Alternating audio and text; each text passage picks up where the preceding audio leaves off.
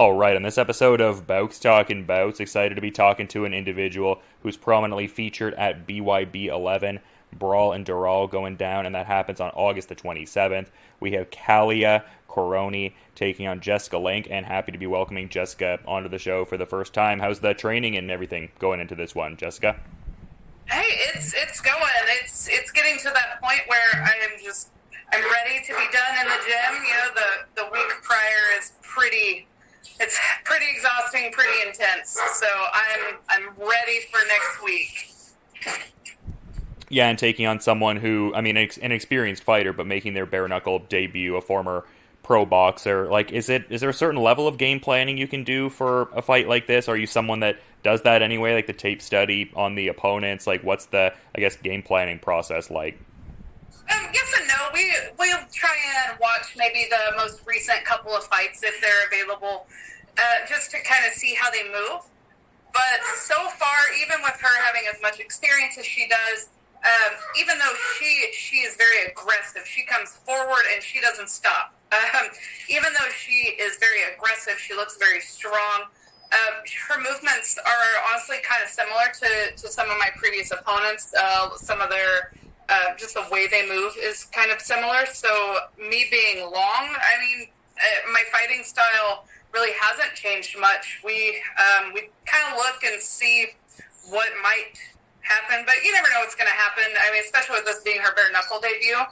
Bare-knuckle is not boxing, and that's one thing that's, you know, to our advantage is it's not boxing. She's not done this before. It is a different sport, and yes, they're very similar.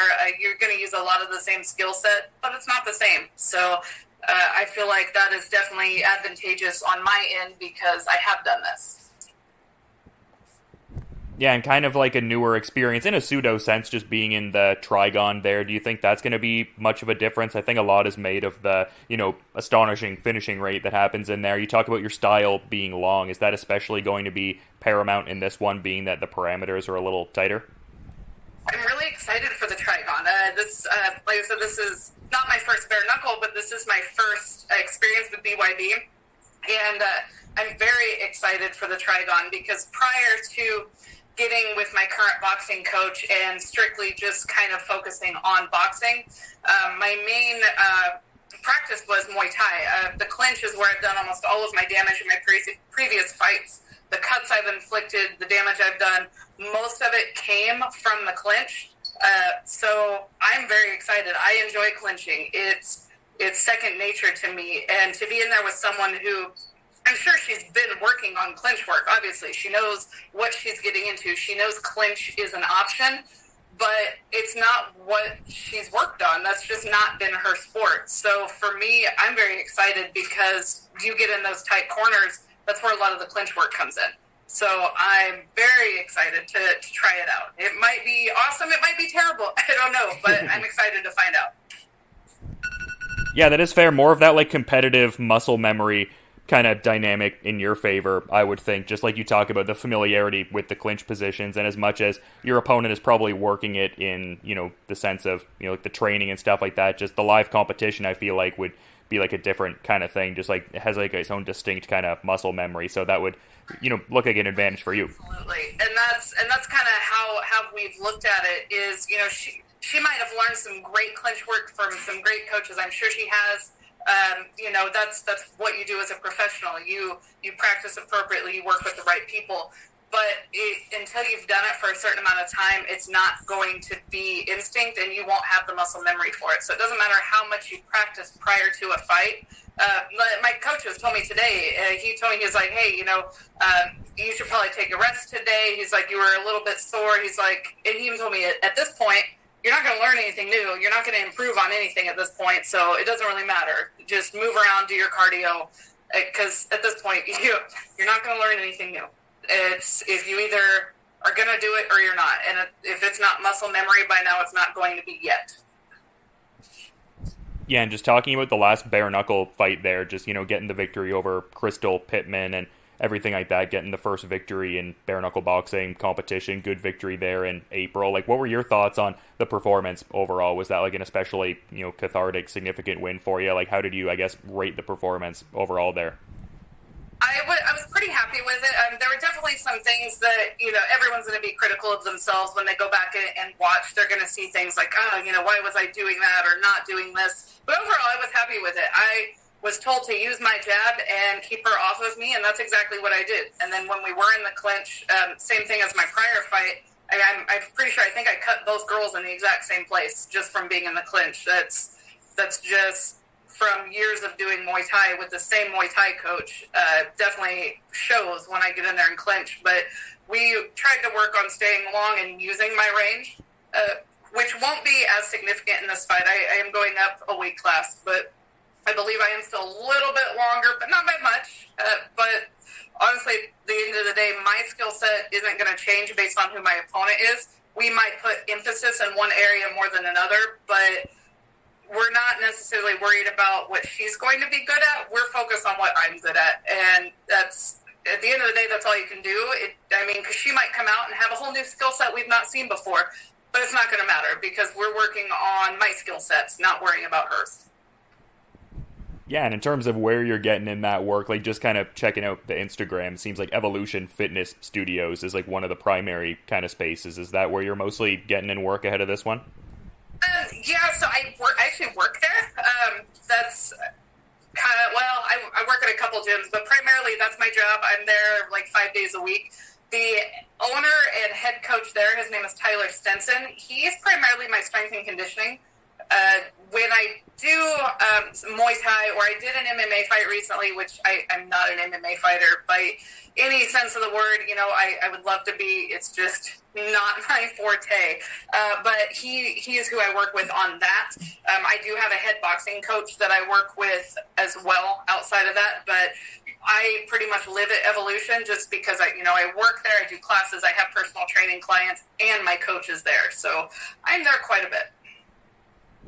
I think that would foster like a strong communal kind of vibe there. Like I would think that like good work is being had on a technique level, but just like a good rapport with everyone probably lends itself to what's being done there, I would think. Definitely. Evolution is like one of the coolest gyms I've ever been in. The sense of community between the staff members and the members, it's nothing I've really ever seen before. It's definitely a different kind of vibe than I've gotten at any other gym. And it's not your typical fight gym. We do have a fight team. Like I said, Tyler is a former Bellator fighter. He owns the gym. I fight. We've got a couple, amateur boxers in there. We've got a young lady who just joined us who is learning how to kickbox, but she's done Taekwondo her entire life. So, we've got a little eclectic group of people. And the fight team itself is not very big. There's not a ton of experience on it, but the amount of work we give each other is fantastic, and just the collaboration on the gym. We've got so many different classes and types of things that go on there, so we get a lot of different kinds of people in there, and it's just honestly a really great place to be. And bare-knuckle is such a unique kind of sport in the sense of like it's very difficult to prepare in like a sparring kind of context just with the prevalence of cuts. So just like how do you curate a camp for bare-knuckle? Is there any hand galvanizing stuff you do? I know some people swear by things like punch in the boards or punch in the sand, and some people are like, oh, that's stupid, why would I do that? I'll do a lot of my mitt work throughout the camp in just like the regular 4-ounce MMA gloves, like the competition MMA gloves. And that's mostly just to get a better feel for range, because I can find my range with my boxing gloves really easy. But then when you switch the gloves up, you got to kind of adjust a little bit, because the range, those couple inches makes a big difference on knowing your range. So for range practice, I definitely have done the mitts with the MMA gloves. But honestly, I'll do a lot of bag work with just my wraps on. I'll do like the up and down bag or the water bag, just different stuff with just my wraps, just enough so I'm not cutting up my knuckles, but enough to where, I'm getting that contact in. I don't really do a lot of the conditioning I see a lot of guys do online. Like, I have no issues hitting the bags without gloves on or wraps. I will do that every now and then, a couple times a week. But outside of that, I don't do a lot of the stuff. I've seen like the sand in the buckets and all sorts of stuff, and I've not ventured into that. I'll just take off the gloves and hit the bag on occasion. Just not enough to tear up the hands or anything. Yeah, and that's curious because, you talk about getting in the work in the big gloves and, like, the boxing-centric kind of work. Is there, like, a certain part of, like, when you're getting in that work, like at least in a defensive context where maybe there's not that same kind of crossover of technique, because a lot of like the normative defensive, like shelling and just stacking of the gloves, etc. I mean, obviously you can't do that in the live competition. So is there a certain sense of trying to be aware of that and maybe not pick up certain habits like that? Because bare knuckle kind of a curious sport with like the lack of normative like defensive technique you get in the gloved sports. Right.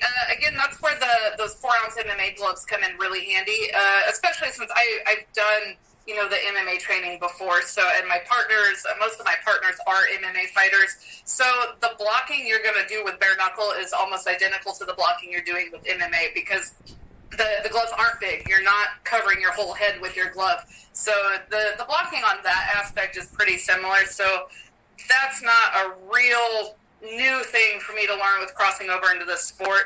I found that I think I parry a lot more when it comes to bare knuckle than I have previously, just because it makes more sense. It makes sense to parry. My hands are out there. I would rather parry as opposed to cover up and risk, getting hit. So, movement. Honestly, I think I've learned to move a lot better. Move my head, move my feet. That's really important, because, like I said, it is different. And getting caught with a knuckle somewhere is a lot different than even just those 4-ounce gloves. So I think just me moving out of the way is the bigger aspect versus the blocking. Yeah, absolutely. I love like the cerebral, just analytical viewpoint of the game. It reminds me of like some of the different conversations I've had with Isaac Doolittle. Like I find like a similar mind for the game and stuff like that. And just, the bare knuckle power couple going strong there and everything like that. How important is it to have somebody in your personal life that just understands it in that, close-knit of a way, just like being a fellow bare-knuckle competitor? I would think that would be huge. That's great, especially when it comes to my camp. Not so much because he helps me train, which he does. Oddly enough, I say this, and I say it with, like, every ounce of positivity, and he always just rolls his eyes at me. He really is one of the perfect training partners for me, because even though he does outweigh me by, like, a lot, I want to say, like, 60-plus pounds, even though he outweighs me and he is technically bigger than me, he and I are almost the exact same height, and my reach is a little bit longer than his. So physically, he is very representative of most of my opponents. So a lot of them are close to my height, usually a little bit shorter, so he's a little taller, but he is one of the only people I have to train with without having to travel that can actually fully mimic my opponents just based on their reach and their range. Anyone else, even some of the shorter guys we've got, their arms are still way longer than mine, and it's really hard to kind of gauge realistically, okay, how is what I'm doing going to work in this fight? Will it be realistic? And so he is one of my most valuable training partners, simply because he's built the way he's built, and it works for me. So it's very helpful. So he does get to be my punching bag quite a bit in my camps, and he says he hates it, but if he hated it, he wouldn't do it. So and more importantly, one thing we're able to do, which we haven't really done at this camp, we've done it the last couple. He and I will actually spar without the gloves on. We will spar bare knuckle, no gloves, body only. Obviously, we're not touching each other in the face, but he lets me get that movement, get that work in, and get as prepared as I can get by doing that. Yeah, it's an awesome dynamic. I guess I didn't think of it in like the sense of like the body composition part of it, but that does make a great deal of sense. And like you usually hear from fighters, like you want that trust when you're doing different sparring exercises. I feel like there's, few relationships that would have that greater trust than that. So that's cool. Right, absolutely. And that's one thing I'm finding with my camps, and my boxing coach he's been bringing it up, and I'm seeing just how right he is. I don't have sparring partners. I'm in Wichita, Kansas, and there's one other pro female that I can think of. She hasn't fought in years. I mean, she's got I want to say a real job now. I mean, she's a firefighter, so she's rarely available for me to get work in with. She did help me with my last camp with a little bit of groundwork, so that was really cool. But she is my size. She's my height. She would be a great partner. But life happens. So as far as active fighters, we don't have any. I have no women in this city that I can spar with. I have found a couple here and there, they might be lacking in, maybe they're not as experienced, or maybe they're, a little bit bigger. So I'm getting people to work with. I'm definitely getting my sparring rounds in. But luckily, I've got a really good community of fighters here. Yesterday, I just did, it was one of my sparring days, and we've got a guy that lives here. His name's Cody Carrillo. He's done a ton of fights. He's been fighting for his entire life, 20 plus years. And he was able, with the help of my coach was like micromanaging his sparring the whole time to basically get him to spar like my opponent's going to be fighting, just the style we've seen. And he was on it. Hey, I need you to move like this. I need you to position yourself like this. And luckily he's high enough level, he's skilled enough, and he's flexible enough, just with his willingness to do it. And it was some of the best work I've gotten, even though he's, 170 pounds and he's taller than me. It was actually probably some of the most realistic sparring I've had in preparation for this fight so far. So I definitely get a wide variety of people to work with. I would love to get people, women my size, though. That would be great. And there just aren't any here. I mean, there's tons of fighters here. There's a huge fight community, but it's, 95% men. Yeah, I was going to say, could there be like a cross-training kind of dynamic attached to that? Like maybe go to like a different space where maybe there's more women training or... Oh, no, I go to about 5 or 6 different gyms to get the work in that I get. When I say the fight community in Wichita, I mean the whole city. There are maybe 4 main fight gyms in the city, and I am either a member of or connected to all of them. So, I have tapped out my options for this city. There are some ladies down in Oklahoma. So we've got some, Bellator ladies. We've got some Invicta ladies. And I went down my last camp and was able to get some work in with them. And they were supposed to be coming up here. And with school starting, one of them just got a job as a teacher, and it kind of just fell apart at the last minute. So I've been kind of scrambling. I've definitely been getting my rounds in, but it's maybe just not been with the most ideal people. But it's definitely been work. Yeah, for sure. And like earlier in our conversation, you touched on your last combative outing being in mixed martial arts there. And based on what you were saying, it seemed like there's interest in MMA, but at the same time, you were saying like to the effect, like maybe not like the regular sport you would endeavor to compete in. Is there going to be more MMA bouts down the line, you think? Was that kind of just a unique challenge that you decided to take on and it was presented at the time, or? Yes and no. So I went 2 and 3 as an amateur in MMA. So it's something I've got a little bit of experience with, but just my jiu-jitsu has not developed near as fast as my hands have. And it's not for lack of, trying. I still go to jiu-jitsu. When I'm in camp, I don't though. So when I'm in camp for like bare-knuckle, this is how I pay my bills. So I'm not going to risk getting hurt. I'm not going to, do anything to mess up my fight. So I really don't do near as much jiu-jitsu as I should in order to progress in jiu-jitsu. So it's kind of like the catch-22. I really want to be doing it, but at the same time, I have taken a lot of fights lately. So if it's not an MMA fight, I'm not really focused on learning jiu-jitsu. And I want to try and balance that a little bit better than I have. I want to, at least once, twice a week, I want to try and get in and keep working on it.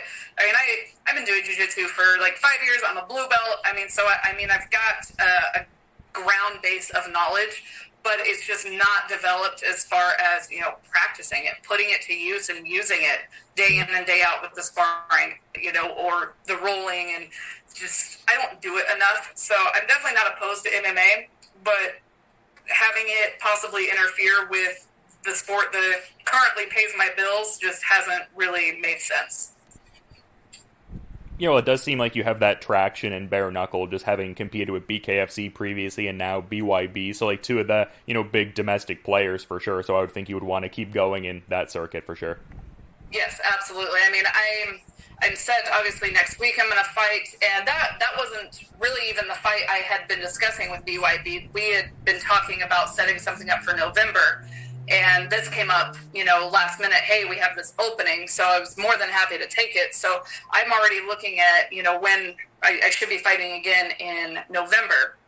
Prior to that, I had a guy hit me up. They do, it's a jiu-jitsu tournament, but then they have, their pro matches, that evening. It's basically the super fights is what they call them. And they were asking me to do one. It's on October 1st. And so stuff like that, I would love to do it, but I'm just I told him, I was like, man, I'm not going to be ready. I've barely done jiu-jitsu for, this entire year. And so, it still might be something I do, but, I just can't miss out on paychecks or get hurt or, something stupid and then, not be able to fight because yeah, that jiu-jitsu thing would be cool. Go up, get a couple $100, go have some fun. Isaac's doing it. We'd be on that event together. But if I can't turn around and get another paycheck in November, then it really isn't worth it. Yeah, I get what you mean. I think ideally you'd want to do all the martial arts if you could, but you got to prioritize certain things and whatnot. Yes, absolutely. But also, I just thought to touch on this briefly, just in the context of the previous mixed martial arts experience, obviously doing well in bare-knuckle. I was also seeing you got to do bare-knuckle MMA. What was that experience like there? Well, I wasn't there long enough to really figure it out. So my opponent was Monica Medina, and she's great. We've since become pretty friendly. We've talked a few times, and I went down there, and the whole game plan was we watched her fights. Every single fight, she was very cautious in the first round. She felt it out. She didn't run and go to the ground right away. She was kind of reserved. And that's what we were expecting because we watched her do it in every single fight. And we went in there, and I threw one kick. We went to the ground, and I was there until it got stopped. She managed to get in the mount and just she wouldn't leave. And so it didn't go well. I talked to her afterwards. I was like, hey, we were not expecting that. That was not how you fought previously. That's just not what we've seen from you. What the heck was that? And she's like, well, I watched your bare knuckle, and I knew I wasn't going to stand with you. So to the ground we went right out. It was a few seconds, and we were on the ground. So as much as I like the idea of being able to do MMA, I'm much stronger on my feet, and until I can get stronger with staying on my feet and being defensive on the takedowns and being able to get up, MMA just doesn't make sense for me. I did that. It was a cool opportunity. It was Jorge Masvidal's card on Game Bread. Yeah, I'm going to go do that. That sounds cool. But realistically, that's injuries are very prevalent in MMA. It's so easy to get hurt. I got injured in this last MMA fight. My coaches weren't even too sure I'd be able to take this fight next week because of it. The fight didn't even make it out of the first round. I was against a world-class wrestler. So, it was quick, and I knew what it was going into it. I'm not dumb. I didn't have any delusions about, she's not going to take me down. No, we were going to the ground. It was just a matter of how defensive could I be. And, for no longer than it was, I got pretty hurt, and we're recovered, we're past it, we're good to go. But the idea of not being able to fight just because something, that sounds fun, let's go try it, not a good idea. I'm building up a decent following. People in the bare knuckle community, they know who I am, they want to see me fight, and so the risk reward just isn't there. So bare knuckle is definitely where I'm very comfortable. It's a style that a few seconds into the first round of my very first fight, I knew immediately I loved it. Just the style suits me. It blends me being able to stay on my feet with my Muay Thai. It's just a great style that I really like. Yeah, for sure. The Muay Thai that you've developed over time, also in conjunction with a lot of the work you seem to be getting in. I was seeing you were training under, Ross Purity and stuff like that, and then I saw you out in Puerto Rico with Lorenzo Hunt and Elvin Brito and everything like that. So yeah, it makes sense you would want to stay in the stand-up arts. You're working with some of the very, best in the world there. Absolutely, yeah. Ross has made the biggest difference in my game. From my first bare-knuckle fight with Teresa Segala, to my fight with Crystal Pittman. That was where I made that transition in coaches. Ross was with me at that first fight, but he hadn't yet really taken over as my main coach. And then after that fight, I realized, my coach at the time, we're still friends. I just realized, okay, if I'm going to progress and get better in this sport, I need someone whose main focus is this sport, not a wrestler. My coach was a wrestler. He's, he did wrestling. He coached wrestling. He's a high-level jiu-jitsu artist. He's great at what he does. And that just doesn't translate to bare-knuckle. He's a good striker, but I don't need a good striker who's a great wrestler in my corner. I need one of the highest-level boxers. And then I have a secondary coach where I get my clinch work, my strength and conditioning. I've kind of handpicked my team because my coaches don't work at the same gym. They're not affiliated at all, but they've come together to work together for the sake of being my team. And it's worked out really well. Yeah, I love hearing that, and it's, a lot of, great work to be had, and I appreciate the deeper insights on it. It's fun seeing from like a layman perspective, but cool hearing from the person actually doing it. One of the last things I wanted to touch on, though, I don't want to take up your whole afternoon here, but I thought this was an interesting thing that I saw kind of perusing around. I was noticing you're quite the fan of A Day to Remember. Like, when did you, first kind of have them in the playlist? Like, when did they get on your radar? It seems like you've seen them quite a few times. Like, I don't know, I was an angsty teenager. I don't know. Honestly, since they started putting out records, I've been listening to it. They've been around for quite a while now, and I've been going to their... Actually, I'm getting ready to go see them in... Let's see, what is today? Thursday? In 2 days. I'm ready to go see them live in 2 days. So it's...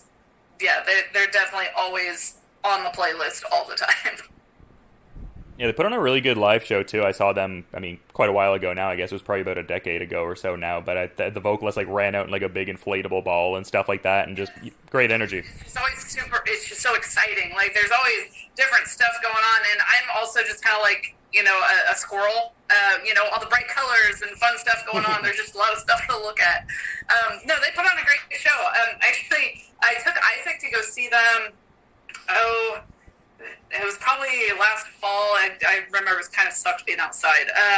We drove down to Tulsa and saw them with Asking Alexandria. And Isaac has not been the most adventurous human. He's kind of sheltered, coming up. And so I started taking him to do things, and concerts is one of them. And as much as I'm honestly not a fan of crowds. I'm not a fan of loud noises. I'm very introverted, but I love concerts. Concerts is where, that goes out the window, and it's just fun for me. But he's still kind of the crowds, the noise, all the stuff going on.